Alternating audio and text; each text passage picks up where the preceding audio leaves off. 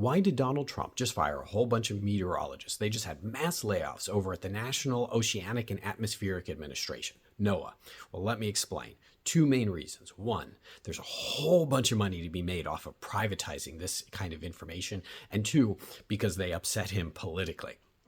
All right, let me explain what's going on here. So NOAA provides us with all of our weather information. Whether you get your information from the Weather Channel or from the nightly news, they get all of their information about our weather from NOAA. But that also includes all safety information. You get any kind of warnings or alerts or anything like that, whether it be for fire or for hurricanes that's coming your way, if it has to do with the weather, it comes through NOAA. So whether you pay for a service or you get that service for free, it all comes to them for free from NOAA. Now, one, politically, they upset Trump. Like back in the day when he had that whole Sharpiegate thing and he was using it as a political football to say that a hurricane was going one way instead of another and they corrected him, that irritated him. He views the weather as another opportunity to manipulate us politically, like with California and the wildfires, right?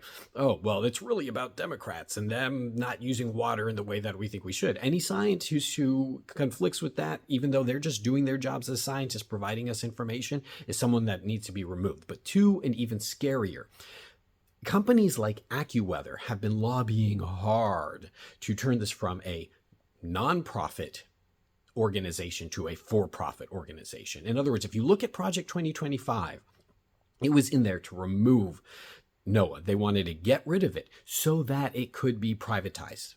They want you to believe, Trump and Doge and all that want you to believe that what they're actually doing is they're going through and getting rid of waste, fraud, and abuse. Where are these scientists engaging in waste, fraud, and abuse? It's just not happening.